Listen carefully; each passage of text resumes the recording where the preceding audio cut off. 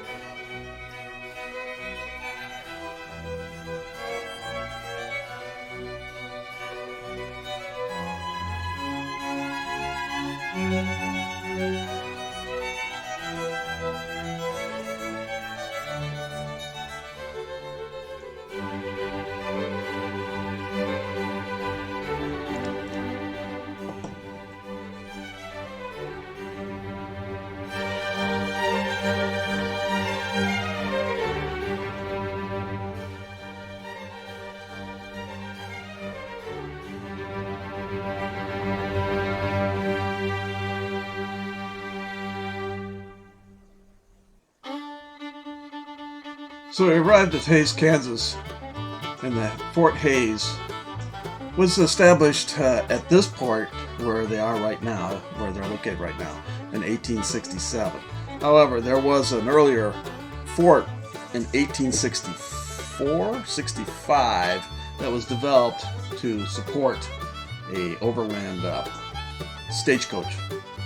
So, first step, of course, is to visit the visitor center and to check out the artifacts from the area, because this fort supported the 10th, the 5th, and the 7th Cavalry, and the 10th Cavalry being Buffalo Soldiers, or the Black Soldiers, Buffalo Soldiers as they were called by the Native Americans.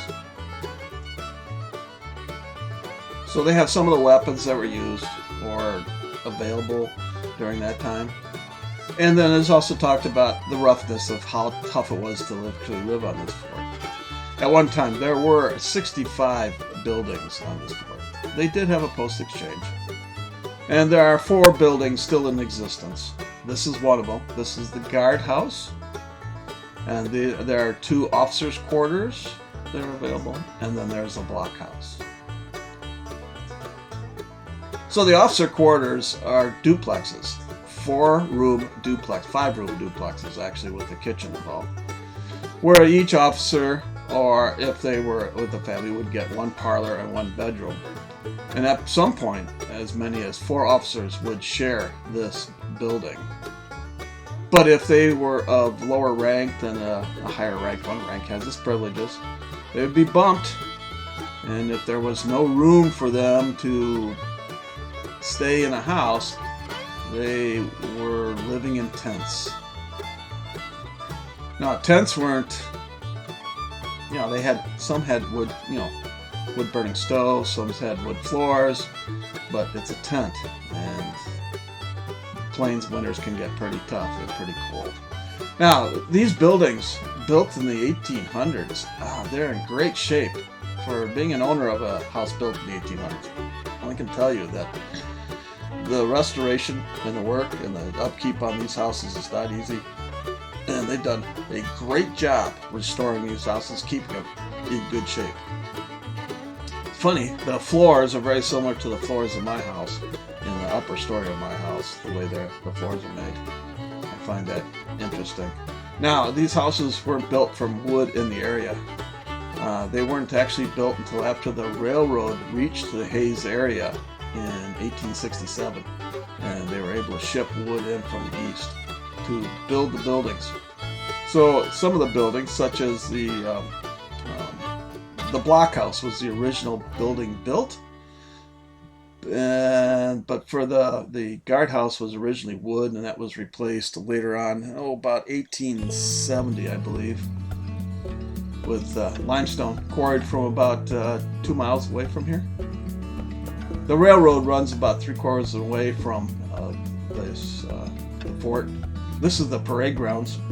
Imagine that at one point this fort actually held permanently up to 555 soldiers. So this is house number 2. They're exactly the same, except you'll notice on the inside of these houses that the Victorian colors come out with the painted ceilings, the bright colors. Very Victorian in that respect. Cozy homes. A number of them were removed from the fort after it was closed. I imagine they're probably somewhere in Hayes still to this day. Maybe not.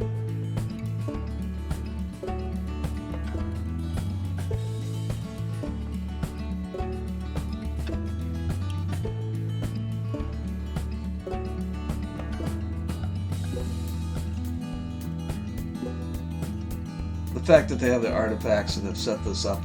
The kitchen has no cabinetry, and that's typical for the 19th century. Kitchens did not have cabinetry installed on the walls. They used, armoires and basically tables instead of countertops. Though this is a countertop here, that's a little bit different.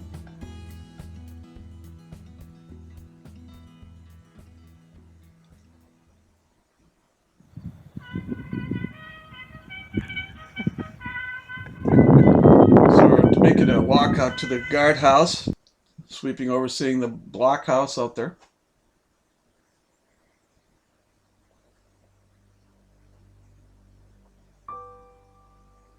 This is representation of the officers living in tents.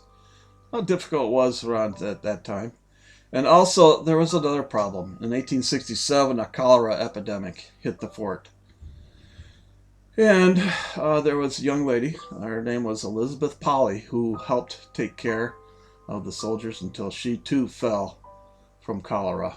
So I suspect that the wells were shallow and the latrines were deep and too close together. She is the only remaining person buried on the fort grounds at that hill that was just the background there. All other civilian and military people buried here were moved to either Leavenworth for the military or to the civilian cemeteries in Hayes.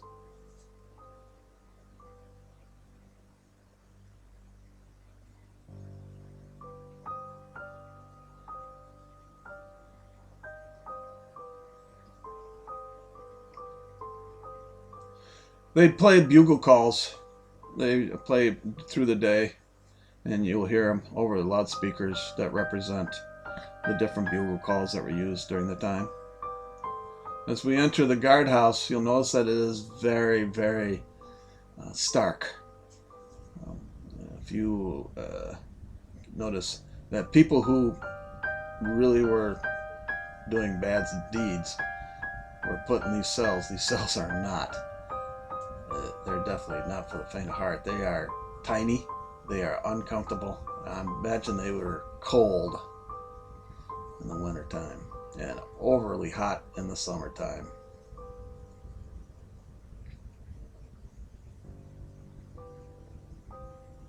If you were just somebody just causing trouble but nothing serious, you were detained in the main building, not necessarily put in the cell.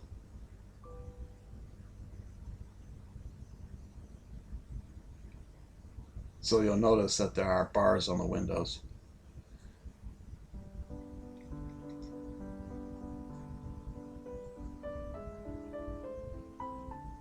Again, this was originally a wooden structure, then replaced with this limestone structure at a later date. And it does have some nice displays of artifacts from the time. Horseshoes, hoof cutters, band instruments.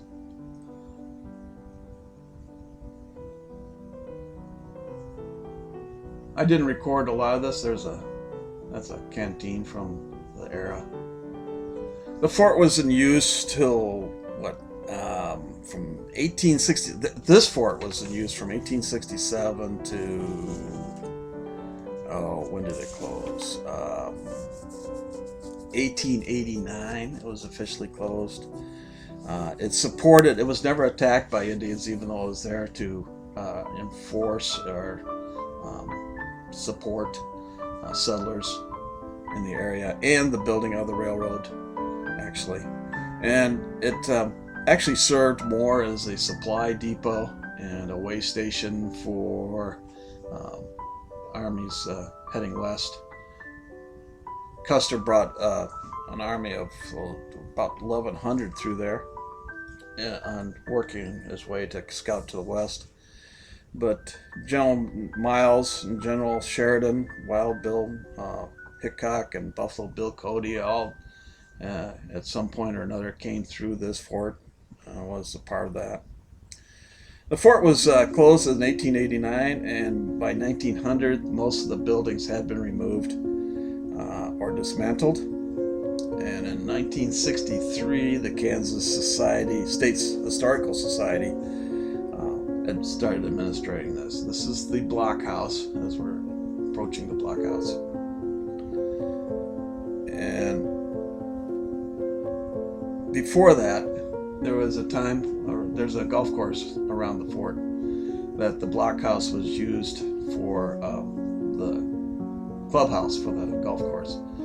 You'll see that the blockhouse was established as a defensive area. A gun ports that are now blocked in, of course. But it was never used in a hostile situation, as the fort was never attacked. Actually, Indians never really attacked these forts. I think there was one fort that was put under siege for a couple of days, but it didn't last long. But that was farther west. These were more like little towns. They did not have enough wood. If you look around there aren't many trees. So they did not have a wooden stockade. There were no fences around this fort. It was more like a little village. And but the Indians wouldn't, wisely would not attack these establishments.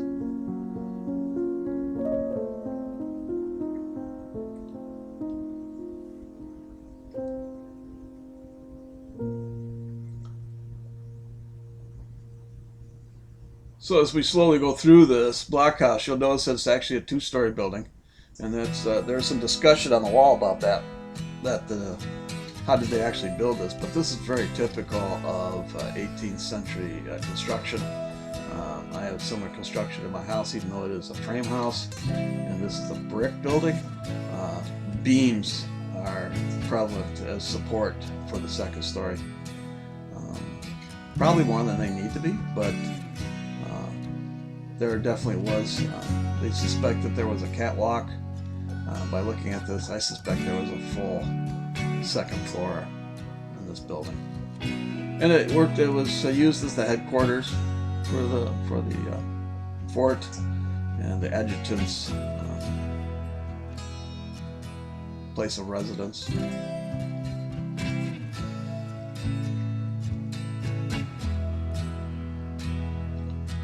There are some nice artifacts in this building as well.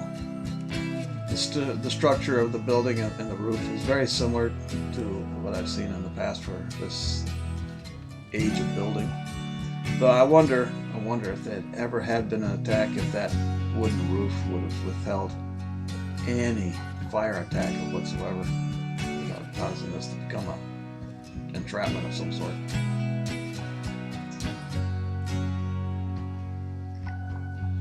Tough times to live in. I would not call them the good old times, that's for sure.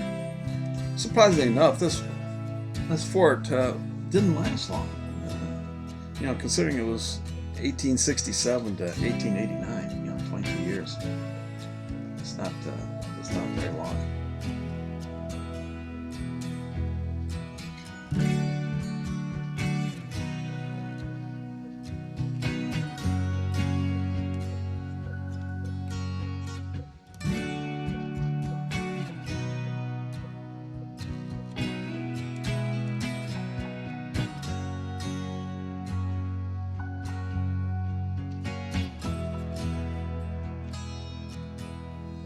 And before we leave, we stop by the buffalo herd to say adios. This is a permanent herd on the grounds.